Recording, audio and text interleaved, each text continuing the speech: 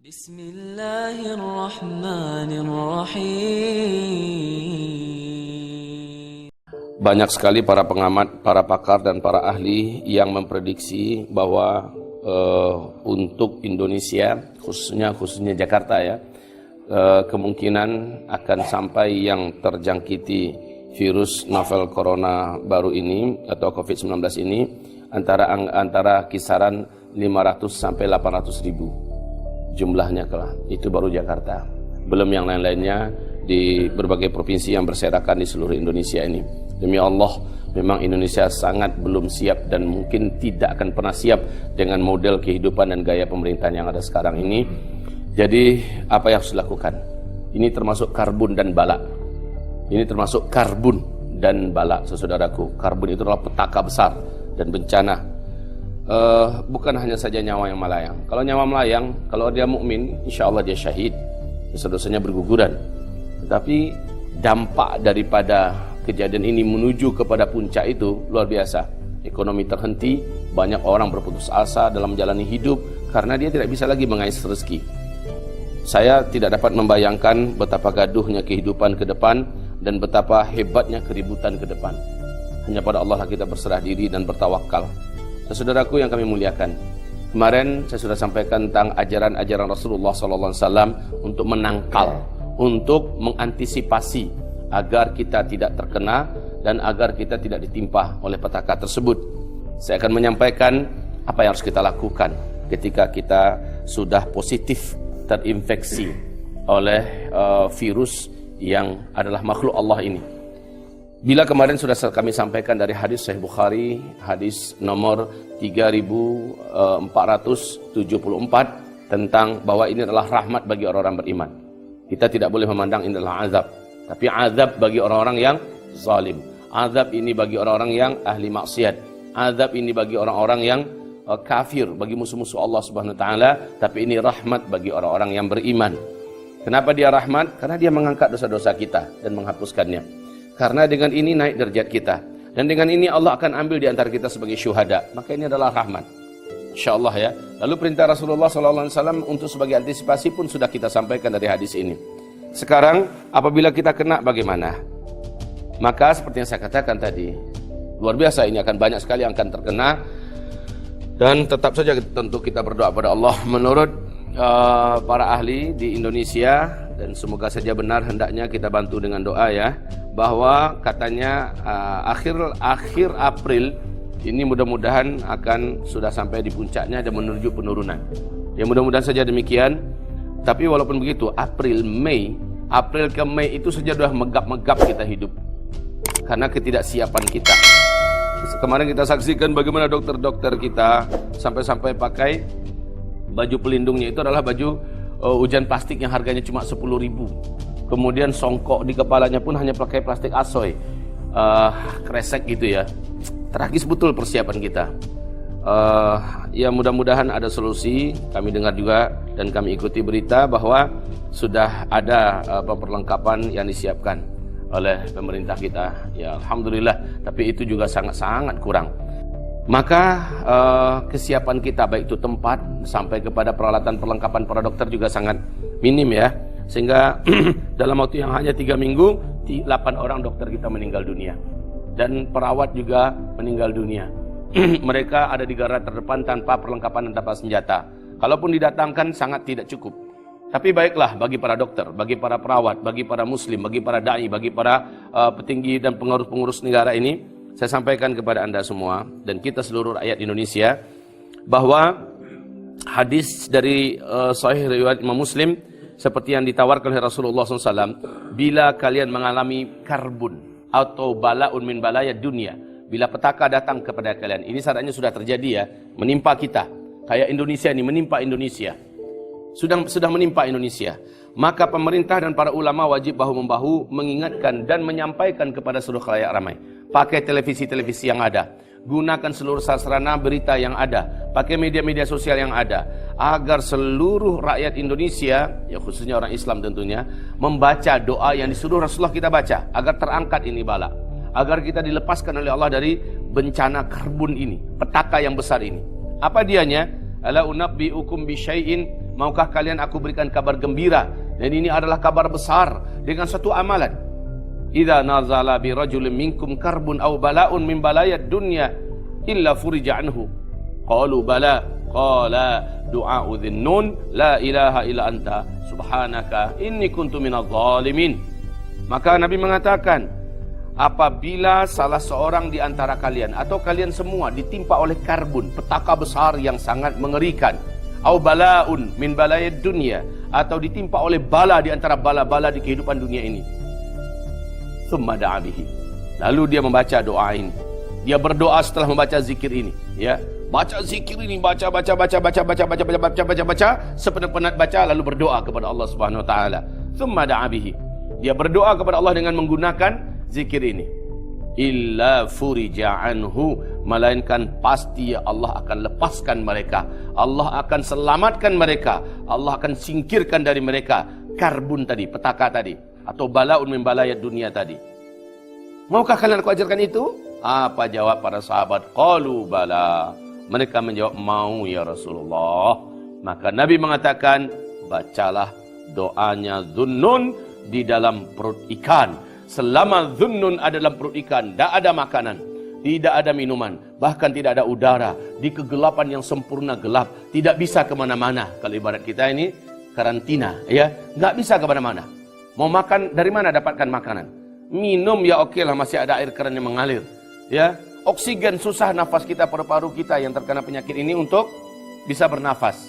Ingat doa Dhunnun lebih kejadian yang dialami oleh Nabiullah yaitu Yunus alaihissalam yang digelari oleh Allah dengan sebutan Dhunnun dalam Al-Quran. Ini adalah sebuah permisalan yang lebih sempurna karena tidak ada udara yang bisa dihisapnya. Kalau kita ada paru-paru tapi nggak sanggup lagi menghisap udara karena paru-parunya rusak, ya, nggak ada yang bisa dikonsumsi oleh Nabi Yunus, tidak ada yang bisa diminum. Ternyata dengan bacaan ini Allah bebaskan beliau dalam keadaan dia selamat dan sehat, hanya lemes saja badannya. Maka apakah itu doanya? La ilaha illa anta subhanaka inni kuntu minadh dhalimin. Baca ini lama-lama, baca ini panjang-panjang, baca tidak boleh dengan hati, baca dengan bibir dan lidah. Dengarkan suaranya sehingga kita mampu mendengar. Perdengarkan suaranya sehingga orang dekat kita bisa dengar. Kalau kumpul-kumpul umpamanya, baca ini bersama-sama. Kalau umpamanya kita tidak mau kumpul karena ini berbahaya, maka baca ini di rumah-rumah. Tapi lakukan dalam acara serentak. Biarkan pemerintah atau ulama memberikan pengumuman. Nanti ini hari sebelum Jumat, setelah Jumat, kita akan membaca la ilaha illa anta subhanaka inni kuntu minadh dhalimin. Umumkan ini. Terserah mau berapa. Untuk Provinsi Sumbar 1000. Untuk Provinsi Sumatera Utara 1000 umpamanya. Nanti sebelum maghrib baca lagi 1000 serentak. Seluruh jamaah di rumah-rumah mereka baca la ilaha illa anta subhanaka inni kuntu minadh dhalimin. Gaungkan suaranya. Biarkan orang-orang tetangga-tetangga bisa mendengar. La ilaha illa anta subhanaka inni kuntu minadh dhalimin. Tapi ingat, membaca ini dengan perenungan yang sempurna. Apa isi daripada la ilaha illa anta subhanaka inni kuntu minadh dhalimin? Apakah hanya sekedar ucapan zikir yang dilafazkan? Tentu saja tidak. Nabi Yunus membaca ini dengan penyesalan. Nabi Yunus nyesal, dia sadar dia dihukum oleh Allah dengan hukuman ini karena dia telah lari daripada perintah Allah Subhanahu wa taala.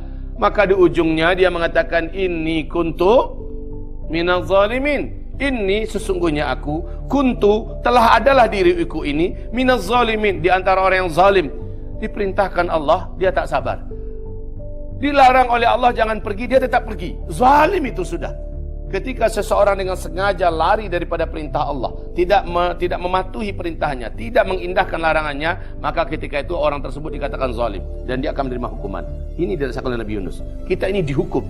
Indonesia sekarang dihukum oleh Allah Subhanahu wa taala. Kenapa? Karena pemerintahnya lari daripada Allah Subhanahu wa taala. Karena para ulamanya tidak lagi setia dengan warisan Rasulullah sallallahu alaihi wasallam. Banyak menjadi ulama-ulama penjilat, ulama-ulama yang tidak takut lagi kepada Allah. Karena banyak para penegak amar bil ma'ruf nahi anil munkarnya, ciut dan kecut nyalinya, tidak berani melakukan aktivitas dakwah amar bil ma'ruf nahi anil munkar hanya gara-gara sedikit tekanan, intimidasi dan teror.